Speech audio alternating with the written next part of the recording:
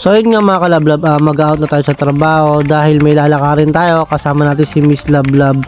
May pupunta kaming kainan. Masarap at kilala yon.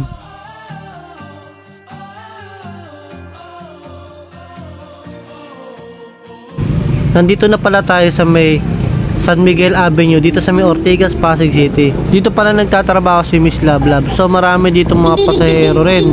Tsaka sobrang traffic dito. Kadalasan ng mga tao dito umuwi ng Angono, Binangonan, Antipolo. Dito sila nag-aantay ng UB Express. Baka hindi tayo nakita ni Lablab kaya parada tayo dito. Kasi pag bumibusina ako, nandiyan sa nakaupo sa may gilid. Yung out niya kasi sa trabaho ay 5 PM kasi ako naman 6 PM kaya waiting siya dito na 1 hours dito sa labas. Ako nakita. Ito na pala siya. Akala ko di mo nakita eh. Tatanggalan ko, alam ko, kailangan na. So yun, may hugot pang nalalaman si Lablab. Tapos sumirit pa ng kiss. Kala mo 10 years din nagkita.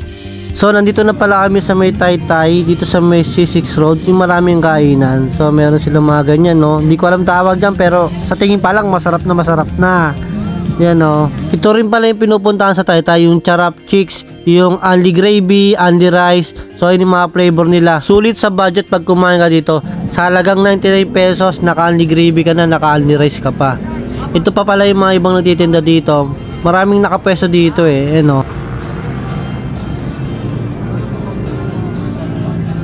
Oy, abok green. So yun nga mga kalablab, nakikita naman natin ang dami nilang niluluto dito sa Charap Chicks kasi nga napakamura. 99 pesos lang, mabubusog ka na, naka-only gravy ka na, naka-only rice ka pa. So ang dami yung pinipilaan dyan. Mamaya-maya marami rin tao dyan. So ito na yung mga manok nila. So yun, kung makikita nyo mga kalablab, nilalagyan na siya ng mga flavor. Nilulublob yung manok dun sa flavor. Tama nga naman, para hindi masayang kung ibabaw lang, para malagyan lahat. Yan. Ang sarap naman yan. Makakain din tayo niya mamaya. Dito nga pala tayo pwesto sa tabing ilog, mga kalablab, para lang tayo nasa Titanic. Yan, ang ganda kasi ng pwesto dito.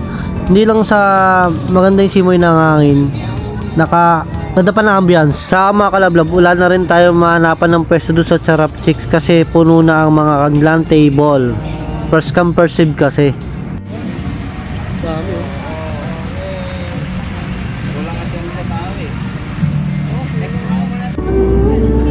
So, kamusta pag-aantay mo? Tagal? Almost 30 minutes ka eh. Oh, wala yun. Paano, bahala ka tayo? Sarap po. Tapos dito tayo kakain sa